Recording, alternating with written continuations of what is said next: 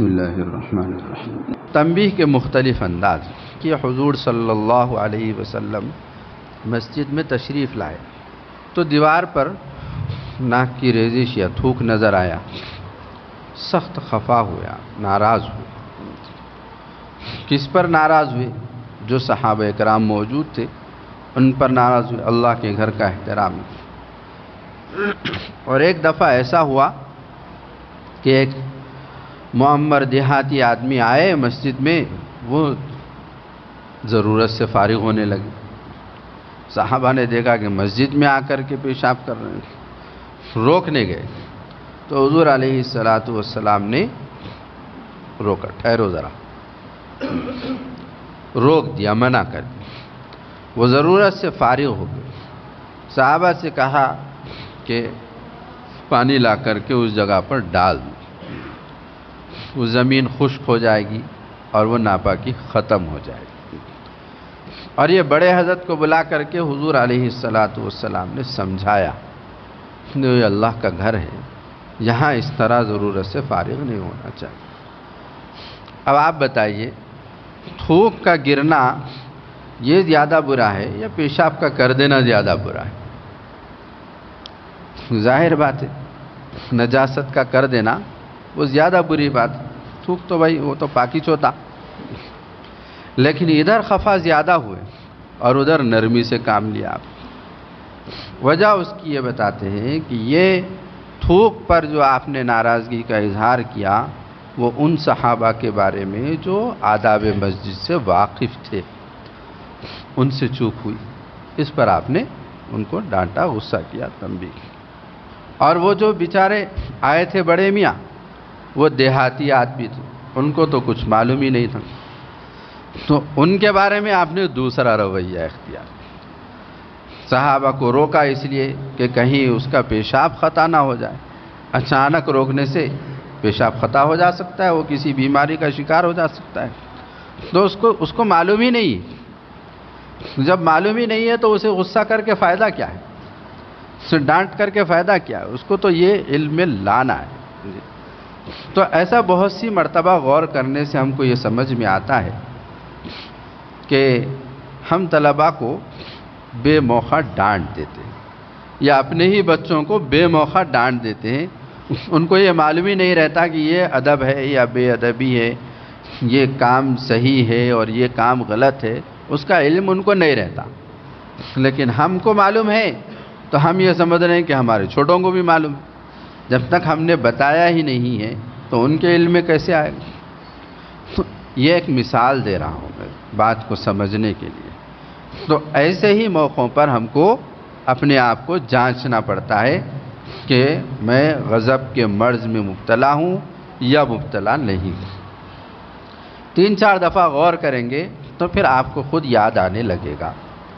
جب بھی ڈانٹنے جائیں گے آپ، غلطی معلوم ہوگی تو آپ ذرا خاموشی سے سوچیں گے کہ اب یہاں کتنا بولنا ہے، کیسا بولنا ہے اور کس حد میں مجھے رہنا ہے، مجھے حد سے باہر نہیں ہونا ہے۔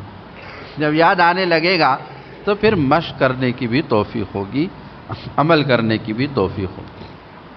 حکیم الامت حضرت تھانوی رحمۃ اللہ علیہ فرماتے ہیں، غصے میں عقل ٹھکانے نہیں رہتی اور انجام سوچنے کا ہوش نہیں رہتا، اس لیے زبان سے بھی جا بے جا نکل جاتا ہے، ضروری غیر ضروری باتیں زبان سے نکل جاتی اور ہاتھ سے بھی زیادتی ہو جاتی، تو اس وقت میں اپنے آپ کو قابو میں رکھنے کی ضرورت ہے۔ لوگوں کا تیسرا طبقہ اعتدال والا طبقہ ہے، یعنی ان کو غصہ آتا ہے مگر نہ اتنا کم کہ حمیت و غیرت متاثر ہو جائے، نہ اتنا زیادہ کہ عقل پر پردہ پڑ جائے اور حیوانیت کی سطح پر اتر آئے، بلکہ وہ غصے کی بات پر اتنا غضبناک ہوتے ہیں کہ عقل مفتور نہیں ہوتی، عقل کی روشنی میں انہیں سیدھا اور مناسب راستہ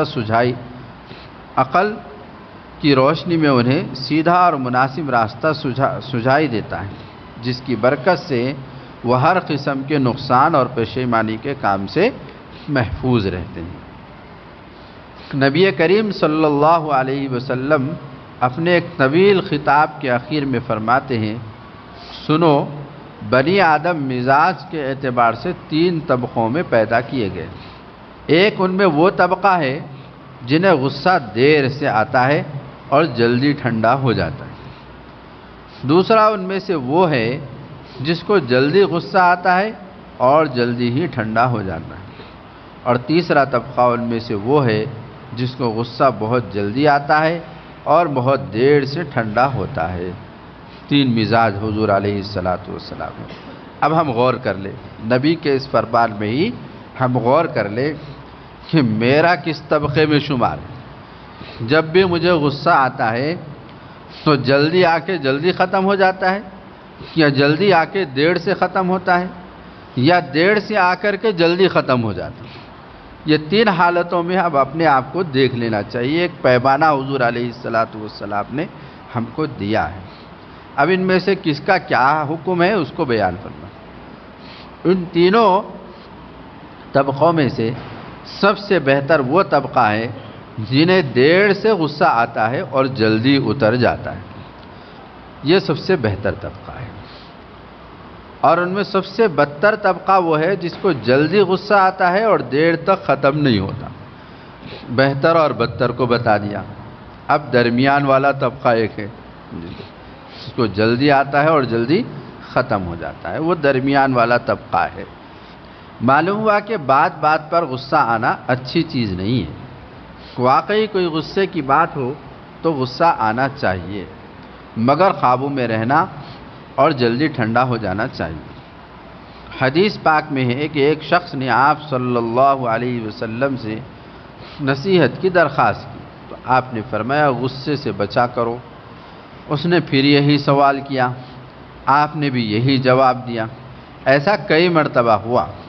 راوی فرماتے ہیں کہ جب آپ نے نصیحت طلب کرنے والے کو بار بار یہی کہا کہ غصہ نہ کیا کرو، غصہ نہ کیا کرو، تو میں نے آپ کی اس ہدایت میں خوب غور کیا کہ آخر یہی نصیحت کیوں آپ اس کو بار بار فرما رہے تھے۔ تو مجھے سمجھ میں آ گیا کہ غصہ ایسی بلا ہے جس میں تمام برائیاں جمع ہیں۔ امام خطابی رحمۃ اللہ علیہ فرماتے ہیں کہ لا تغضب یعنی غصہ مت کرو کا مطلب ہے غصے کے اسباب سے بچو اور ایسے کام اور ایسے مقام سے دور رہا کرو جو غصہ آنے کا ذریعہ بنتے ہیں۔ غصے سے بچنے کے فوائد، یہ تو غصے کے نقصانات بتائے گئے، یہاں غصے سے بچنے کے فوائد بیان۔ ایک حدیث اور سن لیجئے جس میں غصے کا نقصان بیان کیا گیا۔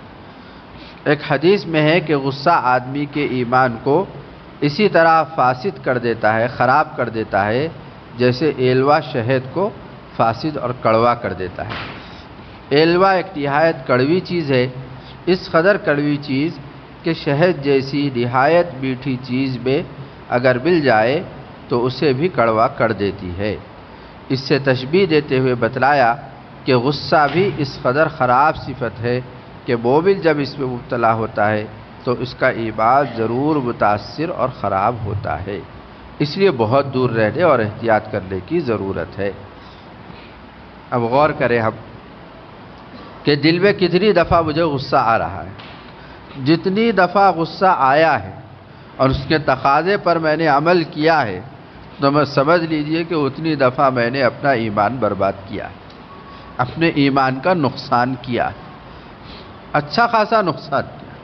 ایمان کو پروان چڑھا کر کے اور اس کے اندر قوت پیدا کرنے کے لیے آدمی کو بہت جد و جہد کرنی پڑتی ہے اور بہت محنت کرنی پڑتی ہے، نیک اعمال پر جمنا پڑتا ہے، تب جا کر کے اس کا ایمان کسی قدر مضبوط ہوتا ہے، روشن ہوتا ہے۔ لیکن جیسے ہی غصہ آیا اور اس کے تقاضے پر عمل کیا تو جتنی ترقی پہ گیا تھا وہاں سے سیدھے نیچے اتر گیا، گراف اتر گیا۔ غصے سے بچنے کے فوائد، اس سلسلے میں اللہ تعالیٰ کا ارشاد ہے والذین یجتنبون کبائر الاسم والفواحش واذا ما غضبوا هم یغفرون، اور جو بڑے بڑے گناہوں سے پرہیز کرتے ہیں اور جب ان کو غصہ آتا ہے تو وہ درگزر سے کام لیتے ہیں، یعنی اس غصہ دلانے والے کی طرف سے معافی نہ چاہنے کے باوجود معاف کر دیتے ہیں۔ بعض لوگوں کو غصہ یہ رہتا ہے کہ جب تک معافی مانگے گا نہیں اس وقت تک معاف نہیں کروں. ٹھیک ہے مت کریے، لیکن اس وقت تک آپ کا ایمان کتنا خراب ہو جائے گا وہ بھی غور کریں. اتنی دنوں تک، کئی دن تک لوگوں کو، کئی سالوں تک لوگوں کو غصہ رہتا ہے، اور وہ یہی سوچتے ہیں جب معافی مانگے گا تب ہم اپنا غصہ ٹھنڈا کریں گے. تو سمجھیے کہ ہم سب کچھ کر کے بھی اپنا ایمان کا نقصان کر رہے ہیں. سب اعمال صالحہ کر رہے ہیں اور سب کام اپنے وقت پر ہو رہے ہیں، لیکن ایک بندے سے ہم اللہ کے ناراض ہیں، خفا ہیں، اور اس کو معاف ہی نہیں کرنا چاہتے. تو بھائی اس میں نقصان کس کا ہے؟ اس میں اپنا ہی نقصان ہے. حالانکہ وہ چاہیں تو بدلہ بھی لے سکتے ہیں. ظاہر ہے کہ یہ نہایت اعلیٰ ظرفی اور سخاوت طبعی کی بات ہے، یعنی معافی مانگے بغیر معاف کر دینا یہ دریا دلی ہے، دریا دلی کہا جاتا ہے. دوسری جگہ ارشاد ہے وَلَمَنْ صَبَرَ وَغَفَرَ إِنَّ ذَلِكَ لَمِنْ عَزْمِ الْأُمُورِ. اور یہ حقیقت ہے کہ جو کوئی صبر سے کام لے اور درگزر کر جائے تو یہ بڑی ہمت کی بات ہے، یعنی یہ اولو العزمی اور بلند حوصلگی کی بات ہے کہ آدمی باوجود قدرت کے کمزور کو معاف کر دے اور غصے کے تقاضوں کو صبر کے ذریعے سے دبا لے. نبی کریم صلی اللہ علیہ وسلم نے ایک دفعہ تعلیمی نفسیات سے متعلق ہدایات دیتے ہوئے فرمایا اللہ کے بندوں کو تعلیم دیتے رہو اور تعلیم دینے میں سہولت ملحوظ رکھو، سختی مت برتو، اور اگر کسی بات پر تمہیں غصہ آ جائے تو ایسے وقت خاموشی اختیار کر لیا کرو. اب یہ ہم سب معلمین کے لیے اس میں حضور صلی اللہ علیہ وسلم کی نصیحت ہے کہ کسی بات پر غصہ آ جائے تو خاموشی اختیار کرو، صبر سے کام، ظلم سے بچ جائیں گے، زیادتی سے بچ جائیں گے جی، اور اپنا ایمان خراب کرنے سے بچ جائیں گے. یہ سب فائدے ہم کو حاصل ہوں گے. ایک حدیث میں ارشاد نبوی صلی اللہ علیہ وسلم ہے کہ پہلوان وہ نہیں جو ساتھی کو پچھاڑ دے، اصل پہلوان تو وہ ہے جو غصے کے وقت اپنے نفس پر قابو رکھ سکے. معلوم ہوا کہ نفس سب سے بڑا پہلوان ہے، سب سے بڑا پہلوان نفس ہے. اس کو پچھاڑیں گے تو ہی ہم بہادر کہلائیں گے. اس کو پچھاڑنا آسان کام نہیں ہے، لیکن کوشش کرنے پر اس کو پچھاڑنے کی قوت اور قدرت بھی حاصل ہو جاتی ہے. ناممکنات میں سے نہیں، ممکنات میں سے. ایک حدیث میں ہے کہ کسی حکم یا ثالث کو دو آدمیوں کے درمیان غصے کی حالت میں فیصلہ نہیں کرنا چاہیے. دو لوگ اپنا اپنا قضیہ لے کے آئے، مقدمہ لے کے آئے، دونوں کا جھگڑا چل رہا ہے، اور ایک تیسرے آدمی کے پاس فیصلے کے لیے آئے. دونوں میں سے کسی نے ایسی بات کی جس سے فیصلہ کرنے والے کو غصہ آ گیا، تو اس کے لیے شریعت کا حکم یہ ہے کہ بات دونوں کی سن لے، خاموشی اختیار کرے، فیصلہ محفوظ کر لے، صادر نہ کر، کیونکہ ابھی غصے کی حالت میں ہے. غصے کی حالت میں فیصلہ کرے گا تو زیادتی ہو سکتی ہے، یا تو اس طرف جھک جائے گا یا تو اس طرف جھک جائے گا، تو نقصان ہو سکتا ہے اور فیصلہ غلط ہو سکتا ہے. اس لیے ہدایت یہ ہے کہ فیصلہ غصے کی حالت پہ نہ کریں، کیونکہ غصے میں جب عقل ٹھکانے ہی نہیں رہتی تو فیصلہ صحیح کیسے ہو سکتا ہے.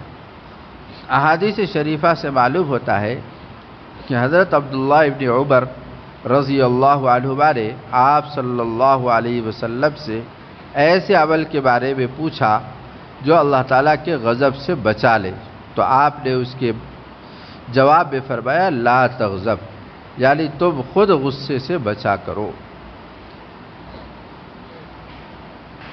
اسی طرح حضرت احنف بن قیس نے رضی اللہ عنہ نے آپ صلی اللہ علیہ وسلم سے پوچھا تھا کہ مجھے کوئی ایسی بات بتا دیجئے جو میرے حق میں بہت مفید و کارآمد ہو. ان کے جواب میں بھی آپ نے لا تغضب ہی فرمایا، یعنی غصہ مت کیا کرو۔ یہ بڑے کام اور نفع کی چیز آپ نے بتائی۔ اسی طرح ایک اور صحابہ نے ایسے عمل کی رہنمائی کی درخواست کی جو انہیں جنت میں لے جائے، تو انہیں بھی آپ نے فرمایا لا تغضب ولک الجنہ، یعنی غصے سے بچا کرو، تمہارے لیے جنت یقینی ہے۔ معلوم ہوا کہ غصے کے تقاضوں پر عمل کرنے سے بچنا اللہ تعالیٰ کے غضب سے بچنے کا سبب ہے، بہت مفید اور کارآمد چیز ہے، اور جنت میں لے جانے والا عمل ہے، یہ معمولی فضائل نہیں ہے۔ ظاہر ہے کہ یہ پوچھنے والے دین کے بنیادی احکام و اعمال میں مضبوط لوگ تھے، انہیں اس کے بارے میں بتانے کی ضرورت نہیں تھی۔ وہ لوگ دین کے کمال اور اخلاق کی بلندی کے حوالے سے پوچھ رہے تھے، یعنی میرا دین قابل کیسے ہو جائے گا، میرے اخلاق قابل کیسے ہو جائے گے، اس کے بارے میں وہ سوال کر رہے تھے۔ بنیادی احکام پر تو وہ عمل کرتے ہی تھے اور عمل کرنے میں پختہ کار بھی تھے، جی کوتاہی ان سے نہیں ہوتی تھی بنیادی احکام میں۔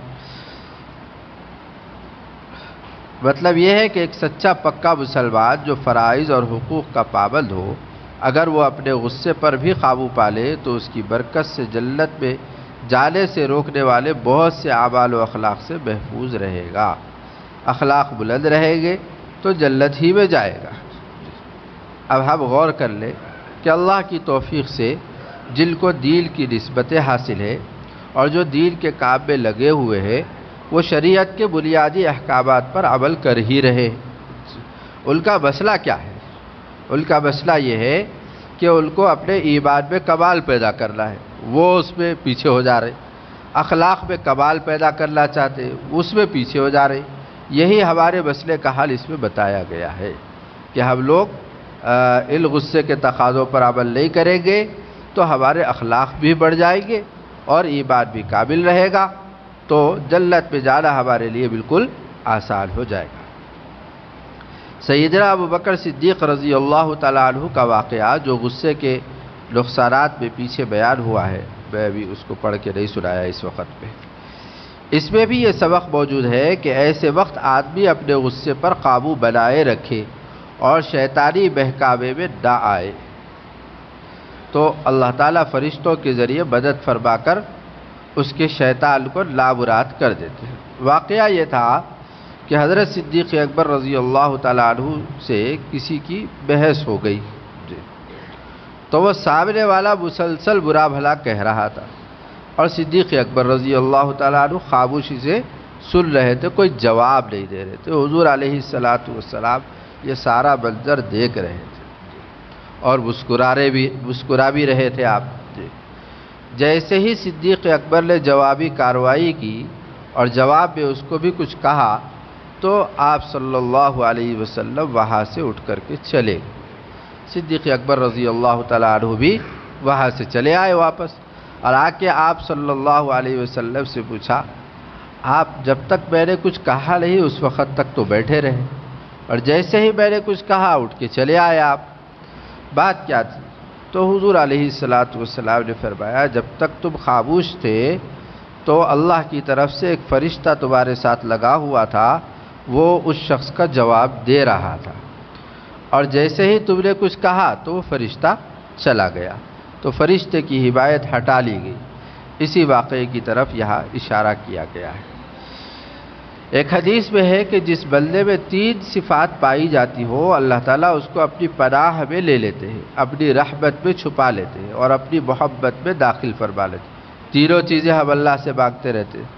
اللہ سے یہ بھی مانگتے ہیں ہمیں اپنی عافیت میں پناہ میں رکھیے نفس اور شیطان کے شر سے، یہ بھی مانگتے رہتے ہیں کہ ہم پر اپنی رحمت نازل فرمائیے، اپنی رحمت کی چادر میں ہم کو ڈھانپ لیجیے، یہ بھی مانگتے رہتے ہیں کہ اپنی محبت دے دیجیے۔ تینوں ہماری ضرورتیں ہیں۔ یہ ضرورتیں ہم کو کیسے ملے گی؟ اس حدیث میں بتایا گیا ہے۔ جس بندے میں 3 صفات پائی جاتی ہو، اللہ تعالیٰ اس کو اپنی پناہ میں لے لیتے ہیں، اپنی رحمت میں چھپا لیتے ہیں اور اپنی محبت میں داخل فرما لیتے ہیں۔ ایک یہ کہ اسے جب کوئی نعمت ملتی ہے تو شکر ادا کرتا ہے، کوئی نعمت ملے، دین کی ملے یا دنیا کی ملے۔ دوسرے انتقام لینے پر قادر ہوتے ہوئے بھی معاف کر دیتا ہے، اور تیسرے یہ کہ جب غصہ آتا ہے تو حلم اور تحمل سے کام لیتا ہے، یعنی قوت برداشت کو کام میں لاتا ہے۔ تو یہ صفات جس کے اندر بھی پیدا ہوگی اس کو 3 انعامات ملیں گے، اللہ کی پناہ میں رہے گا، اللہ کی رحمت میں رہے گا، اور اللہ کی محبت بھی قلب میں پائے گا۔ ایک حدیث میں ہے کہ جو اپنے غصے کو دور کرتا ہے اللہ تعالیٰ اس سے اپنے عذاب کو دور فرما لیتا ہے۔ ایک حدیث میں ہے کہ اللہ تعالیٰ کے نزدیک اجر و ثواب کے اعتبار سے بندے کا کوئی گھونٹ اتنا عظیم نہیں ہے جتنا اس کا اپنے غصے کا گھونٹ اللہ تعالیٰ کی رضا و خوشنودی کی خاطر پی جانا ہے۔ بہت غصہ آ رہا، بہت غصہ آ رہا، مگر خاموشی سے اس کو برداشت کرتے جا رہا ہے، تو کڑوے گھونٹ پی رہا نا، نفس بار بار اس کو ابھار رہا ہے کہ تقاضے پر عمل کرو، لیکن وہ ہر مرتبہ اس کا کڑوا گھونٹ پی جا رہا ہے، صبر کیے جا رہا ہے۔ تو اللہ تعالیٰ کے نزدیک یہ گھونٹ سب سے زیادہ عظیم ہے، اس پر اللہ تعالیٰ کی طرف سے عظیم انعامات ملیں گے، مگر شرط یہ ہے کہ یہ غصے کا پی جانا بھی اللہ کو خوش کرنے کے واسطے ہو۔ یہ نہیں کہ غصہ پی رہا ہے اور دل میں یہ ارادہ ہے کہ بعد میں دوست کو بولوں گا کہ میں تو بہت غصہ پی جانے والوں میں سے ہوں۔ تو بھائی خود اپنی تعریف کرنے کے واسطے اگر کوئی کر رہا ہے تو اس پر اللہ کی طرف سے کیا انعام ملے گا؟ وہ تو عمل غیر اللہ کے لیے ہو گیا۔ یہ غصے کا پی جانا بھی محض اللہ کو خوش کرنے کے واسطے ہونا چاہیے۔ یہ اور اس قسم کی بے شمار آیات اور احادیث ہے جو غصے پر قابو رکھنے اور اس کے تقاضوں پر عمل سے بچنے کے فوائد کے سلسلے میں وارد ہوئی ہے۔ ان سب احادیث سے معلوم ہوتا ہے کہ غصہ ایک بدترین مرض اور مہلک بیماری ہے، اس سے جس قدر ممکن ہو دور رہنے کی کوشش کرنا چاہیے۔ اس کو احتیاط کہتے ہیں۔ اطباء جیسے کہتے ہیں کہ سب سے بڑا علاج ہی کیا ہے؟ احتیاط کرنا۔ احتیاط کر لو گے تو صحت سلامت رہے گی۔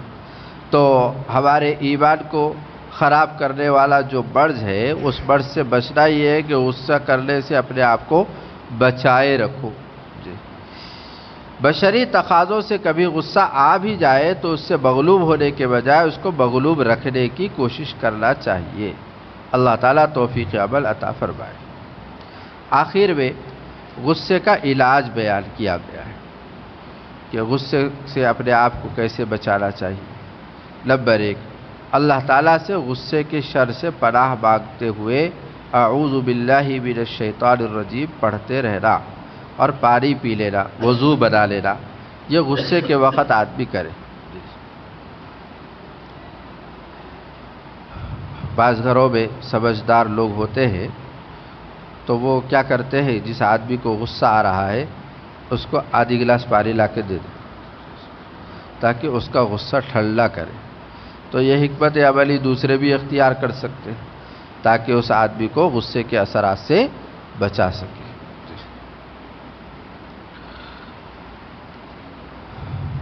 نمبر 2، دوسرا علاج خاموشی اختیار کرنا، کیونکہ ایسے موقع پر بولنے سے بات بہت آگے تک بڑھ جاتی ہے۔ جیسے تیر کمان سے نکل جاتی، اس کا واپس لانا مشکل ہے، ایسے ہی کچھ کہہ دیا تو اب اس کی تلافی بہت مشکل ہے۔ کتنے دن تک دلداری کرتے رہنا پڑے گا آدمی کو اس تعلق کو درست کرنے اور بحال کرنے کے واسطے۔ نمبر 3، سکون اختیار کرنا، یعنی کھڑے ہو تو بیٹھ جانا، بیٹھے ہو تو لیٹ جانا۔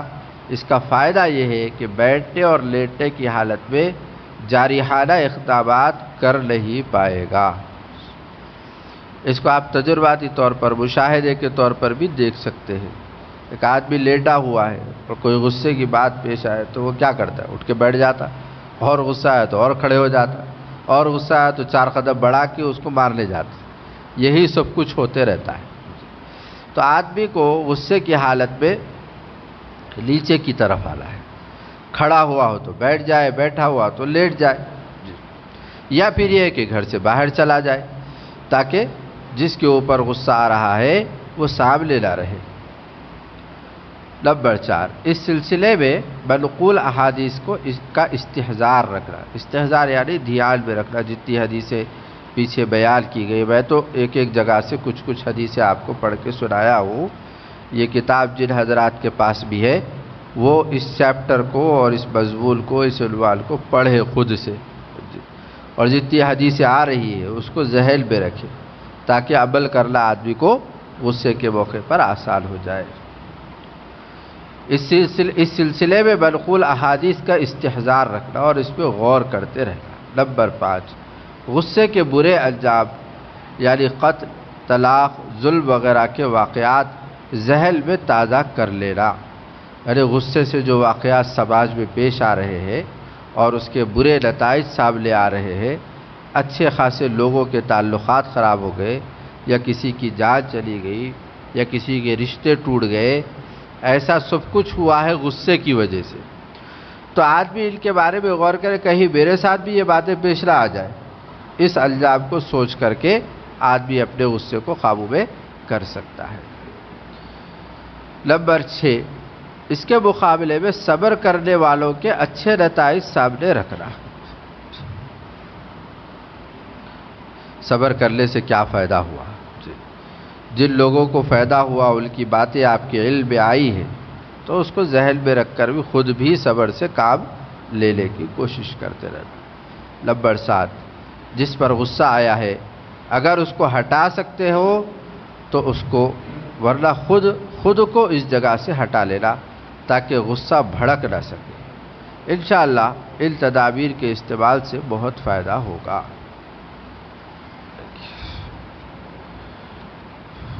ایک اور مرض ہے جو بڑا خطرناک ہے، وہ ہے کبر اور غرور۔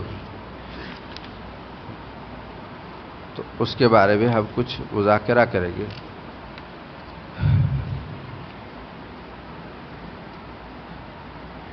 الکبر والعجب، کبر کے معنی بڑائی کے آتے ہیں، بڑا بننا، بڑا دکھنا، اپنے آپ کو بڑا سمجھنا، خود کو بڑا سمجھتے رہنا۔ اور العجب کے معنی ہے خود پسندی۔ خود پسندی کا مطلب یہ ہے کہ خود کو اچھا سمجھنا، بھائی اچھا ہوں، بھائی اچھا ہوں، میرے اندر یہ خوبی ہے، میں اپنی خوبیوں پر ہی نظر رکھا ہوا ہے۔ جب سب اپنی خوبیوں پر ہی نظر رکھے گا تو دوسروں کے عیوب پر ہی نظر جائے، تو اپنے عیوب پر نظر رکھے گا تو دوسروں کی خوبیاں نظر آئے کہ دوسروں کے اندر تو یہ خوبیاں ہیں، میرے اندر تو یہ خامی ہے، میرے اندر یہ خامی ہے، تو اس کا الٹا سمجھنا چاہیے۔ تو کبر اور خود پسند۔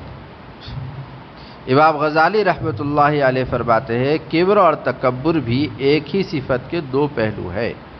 کبر ایک باطنی خلق ہے، یعنی عادت ہے، اور اس کے اثرات و ثمرات تکبر کہلاتے ہیں۔ کبر کی حقیقت ہے نفس کا کسی دوسرے سے اپنے کو بہتر اور برتر سمجھنے کی طرف مائل ہونا، اور اس میں سکون و اطمینان اور خوشی محسوس کرنا۔ یوں سمجھیے کہ اگر کوئی شخص اپنے کو کسی خاص مقام پر دیکھے اور کسی اور کو بھی ایسے ہی مقام پر دیکھے، پھر اپنے مقام کو اس کے مقام سے بہتر اور افضل محسوس کرے تو یہ کبر ہے۔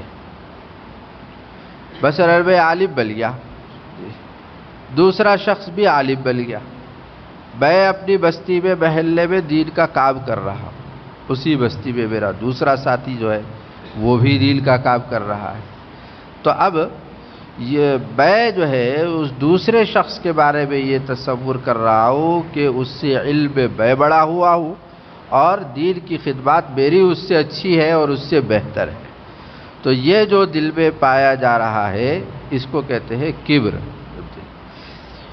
دوسرے کے مقابلے میں خود کو افضل اور بہتر سمجھنا۔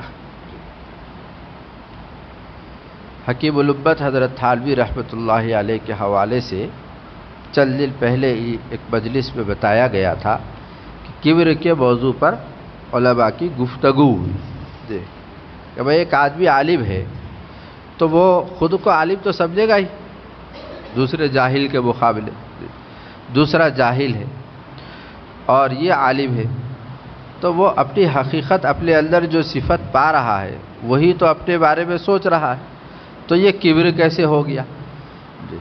ایک حافظ قرآن ہے، دوسرا غیر حافظ ہے، تو بھائی غیر حافظ کو ہم حافظ تو نہیں بول سکتے، لیکن خود ہم حافظ ہیں، تو اپنا حافظ ہونا تو ہمیں معلوم ہے نا، تو پھر ہم دوسرے سے اپنے کو کمتر کیسے سمجھے؟ حافظ ہونا، عالم ہونا ایک فضیلت کی چیز ہے، تو جو وہ حاصل ہے اور آپ ہم سے مطالبہ کر رہے ہیں کہ آپ دوسرے سے اپنے کو کمتر سمجھو، تو کہ کیسے کمتر سمجھوں میں؟ یہ مسئلہ اور موضوع بنا ہوا تھا۔ حکیم الامت حضرت تھانوی رحمۃ اللہ علیہ نے اس کا جواب ارشاد فرمایا۔ اس کا جواب یہ ہے کہ جاہل کے مقابلے میں کوئی آدمی اپنے کو عالم سمجھ رہا ہے تو یہ کبر نہیں، وہ اپنی حقیقت کو مان رہا ہے کہ میرے اندر علم کی صفت ہے۔ حافظ غیر حافظ کے مقابلے میں اپنے آپ کو حافظ سمجھ رہا ہے تو اپنی حقیقت کو مان رہا ہے۔ کبر کہاں ہے؟ کبر یہاں پیدا ہوگا جبکہ ایک حافظ دوسرے حافظ کے مقابلے میں خود کو بہتر سمجھے۔ اب ایک عالم دوسرے عالم کے مقابلے میں خود کو بہتر سمجھے، ایک اچھی حیثیت والا آدمی دوسری حیثیت والے آدمی کے مقابلے میں خود کو بہتر سمجھے، ایک اچھا کاروباری اور تجارت کرنے والا دوسرے کاروباری اور تجارت کرنے والے کے مقابلے میں خود کو بہتر سمجھے۔ تو یہ ہم پیشہ جو صفت ہے دوسروں کے اندر بھی یہ پائی جا رہی ہے، اس وقت میں اپنے آپ کو بہتر سمجھنا یہ کبر ہے اور یہ غرور ہے، یہ بتا رہے ہیں۔ امام غزالی علیہ الرحمہ نے آگے چل کر فرمایا، تکبر چونکہ کسی کے مقابلے میں ہوتا ہے تو وہ مقابل عام طور پر تین ہوتے ہیں۔ نمبر 1، اللہ تعالیٰ کے مقابلے میں تکبر، جیسے ابلیس نے کیا، فرعون نے کیا، قارون نے کیا، نمرود نے کیا، ان سب نے اللہ کے مقابلے میں خود کو بڑا ظاہر کیا ہے، تو اللہ کے مقابلے میں یہ تکبر کر رہے ہیں۔ اور اب بھی بہت سے بندے ہیں جو اللہ تعالیٰ کی بندگی سے اور اس کی الوہیت سے محض تکبر کی وجہ سے انکار کرتے ہیں، تو یہ ایک بات ہوئی جو اللہ کے مقابلے میں تکبر کرنا ہے۔ دوسرا ہے رسول اللہ صلی اللہ علیہ وسلم کے مقابلے میں تکبر، یعنی قرآن کریم میں جن نبیوں کا تذکرہ فرمایا گیا ہے ان کے جھٹلانے والوں کے بارے میں اللہ تعالیٰ نے یہی فرمایا کہ ان کی اس تکذیب کا سبب تکبر ہی تھا۔ اسی طرح یہ بھی بتلایا کہ مکہ کے مشرکین اور مدینہ کی یہود و منافقین محض تکبر کی بنا پر حق کو قبول کرنے سے محروم رہ گئے، تو یہ نبی کے مقابلے میں تکبر انہوں نے اختیار کیا ہے۔ اور تیسرا ہے مخلوق کے مقابلے میں تکبر، یہ تو ایسی عام وبا ہے کہ اس سے وہ خوش نصیب لوگ ہی محفوظ رہ پاتے ہیں جنہیں اللہ محفوظ رکھے۔ تو تین مقابل ہے، ایک اللہ تعالیٰ ہے اور دوسرے رسول اللہ صلی اللہ علیہ وسلم ہے اور تیسرے عام لوگ ہیں۔ ان تینوں کے مقابلے میں تکبر، جو اللہ کے مقابلے کرے گا وہ سب سے بڑا متکبر ہے، جو نبی علیہ السلام کے مقابلے میں تکبر کرے گا وہ اس سے کچھ نیچے درجے کا ہے، اور جو تیسرا مخلوق کے مقابلے میں کرے گا اور اسی کے بارے میں فرمایا یہ برج اسی میں زیادہ عام ہے۔ ایمان والا اللہ کے نبی کی بات سن لیتا ہے، اللہ تعالیٰ کی بات سن لیتا ہے، نہیں سنتا کس کی؟ مخلوق کی نہیں سنتا، تو وہاں جا کر کے مسئلہ اٹکتا ہے۔ تو وہاں اپنے آپ کو، چونکہ دوسری بھی مخلوق ہے میں بھی مخلوق ہوں، تو ہم مرتبہ پاتا ہے سب کو، تو وہاں تکبر ہو جاتا ہے۔ تکبر کی مذمت اور اس کے نقصانات، فالذین لا یؤمنون بالآخرۃ قلوبهم منکرۃ وهم مستکبرون لا جرم ان اللہ یعلم ما یسرون وما یعلنون انہ لا یحب المستکبرین۔ پس جو لوگ آخرت کی حقانیت پر ایمان نہیں لاتے ان کے قلوب انکار کرنے والے ہیں اور وہ لوگ متکبر ہیں۔ یقیناً اللہ تعالیٰ جانتا ہے جو کچھ وہ چھپ کر کرتے ہیں اور جو ظاہر کرتے ہیں۔ یقیناً اللہ تعالیٰ تکبر کرنے والوں کو پسند نہیں فرماتا۔ دوسری جگہ فرمایا قیل ادخلوا ابواب جہنم خالدین فیہا فبئس مثوی المتکبرین، کافروں سے کہا جائے گا کہ جہنم کے دروازوں پر ہمیشہ ہمیشہ رہنے کے لیے داخل ہو جاؤ، بہت برا ٹھکانہ ہے ان کا جو تکبر سے کام لیتے ہیں۔ ایک اور جگہ فرمایا ان الذین یستکبرون عن عبادتی سیدخلون جہنم داخرین، بے شک جو لوگ تکبر کی بنا پر میری عبادت سے منہ موڑتے ہیں اور وہ بہت جلد ذلیل ہو کر جہنم میں داخل ہوں گے۔ یہ سب تکبر کی مذمت ہے۔ اگرچہ قرآن کریم میں کبر اور تکبر کی مذمت میں بے شمار آیات موجود ہے، مگر یہاں ان میں سے 3 آیتوں پر اکتفا کیا گیا ہے جو بہت کافی ہے سمجھنے کے لیے۔ اس کے بعد نبی کریم صلی اللہ علیہ وسلم کے چند ارشادات بھی پڑھ لیجئے۔ نبی کریم صلی اللہ علیہ وسلم نے ارشاد فرمایا کہ جو شخص اللہ تعالیٰ کے مقابلے میں جتنا تکبر کرتا ہے، اللہ تعالیٰ اس کو اسی قدر پست فرماتا اور نیچے گراتا جاتا ہے، یہاں تک کہ وہ اسفل السافلین یعنی نہایت پستی اور ذلت میں پہنچ جاتا ہے۔ نبی کریم صلی اللہ علیہ وسلم نے ارشاد فرمایا لوگوں کبر سے دور رہو، اس لیے کہ کبر اس آدمی کے اندر بھی باقی رہتا ہے جو بظاہر متواضع اور عبا اوڑھے ہوئے ہے۔ اب یہ حدیث ہم سب کو چوکنا کرنے کے لیے ہے۔ ہم لوگ ظاہری حیت صلحاء کی بنائے ہوئے ہیں اور ہم سمجھ رہے ہیں کہ ہم بہت متواضع ہیں، لیکن دل میں کسی کو حقیر سمجھے ہوئے ہیں اور دل میں کسی کے مقابلے میں اپنے آپ کو بہتر سمجھ رہے، تو سمجھ لیجئے کہ یہ عبا قبا اور صلحاء کی لباس میں ہم متکبر بیٹھے ہوئے ہیں۔ یہ تکبر کی مرض ہے۔ ایک حدیث میں ہے کہ جو شخص اس حال میں مرے کہ وہ خیانت اور کبر سے محفوظ ہو تو جنت میں داخل ہو جائے گا۔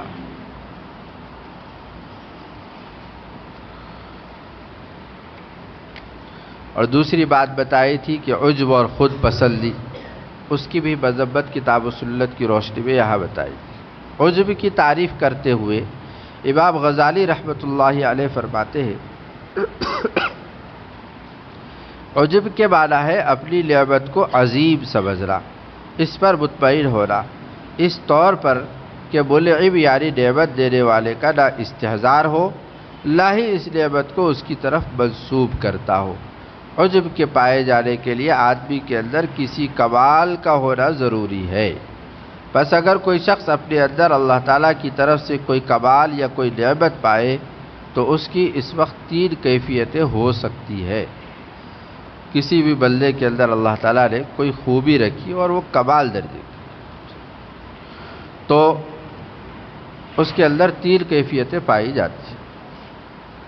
نمبر 1، اس نعمت پر خوشی اور اطمینان تو ہو مگر اس کو اللہ تعالیٰ کا عطیہ اور اس کا کرم سمجھے اور اس نعمت یا کمال کے زائل ہو جانے کا خطرہ بھی لگا رہے۔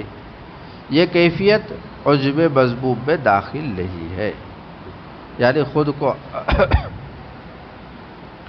اللہ تعالیٰ نے خوشحال رکھا ہے، مالدار بھی بنا کے رکھا ہے اور ہر حیثیت سے اچھی حالت میں رکھا ہے، تو اب اس بارے میں یہ سوچتا ہے کہ اللہ تعالیٰ نے یہ خوبی مجھے عطا فرمائی اور یہ اللہ تعالیٰ ہی کی دین اور اسی کا عطیہ ہے، تو اس طرح سمجھنے میں کوئی قباحت نہیں ہے، اس لیے کہ اس کو اپنی طرف منسوب نہیں کر رہا ہے، اسے اللہ تعالیٰ کی طرف منسوب کر رہا ہے۔ اللہ پاک ہم سب کو تکبر، کبر اور عجب کی برائیوں سے ہماری حفاظت فرمائے۔ سبحان اللہ و بحمدہ، سبحانک اللہم و بحمدک، نشہد ان لا الہ الا انت، نستغفرک و نتوب